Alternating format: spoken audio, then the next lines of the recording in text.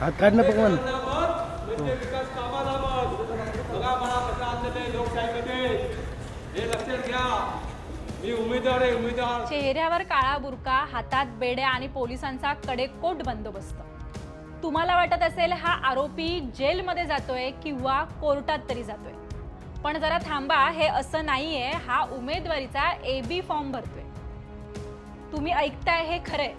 हा आहे बंडू आंदेकर, पुण्यातील कुख्यात गुंड, ज्याच्यावर नातू आयुष कोमकरच्या खुनाचा आरोप आहे.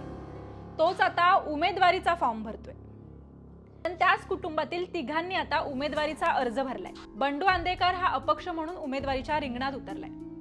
फक्त आंदेकरच नाही तर अजूनही गुन्ह्याची पार्श्वभूमी असलेले लोक निवडणुकीच्या रिंगणात आहेत. तुम्हाला हा व्हिडिओ पाहून असं वाटेल की पुण्यात खरंच नेते जिंकून येणार आहेत की गुंड जिंकून येणार आहेत, आणि नेमका विकास कोणाचा होणार. तर बंडू आंदेकरांनीच नाही तर आंदेकर कुटुंबातील सोनाली आंदेकर आणि लक्ष्मी आंदेकर यांनीही उमेदवारी अर्ज भरलाय, आणि या दोघींचाही आयुष कोमकर हत्याकांडात संबंध आहे असा आरोप आहे. तर कुख्यात गुंड गजा मारणे यांच्या पत्नी जयश्री मारणे यांनीही राष्ट्रवादीकडून उमेदवारी अर्ज भरला. एखादा व्यक्ती, मग तो गुंडा का असेना, फक्त तो पक्षाचा आणि नेत्याचा जवळचा आहे म्हणून त्याला तिकीट दिलं जातं. खरंच काम करणारी जी लोक असतात ती बाजूला राहतात आणि या गुंडांना तिकीट दिलं जातं आणि ते दहशतीवर निवडूनही येतात.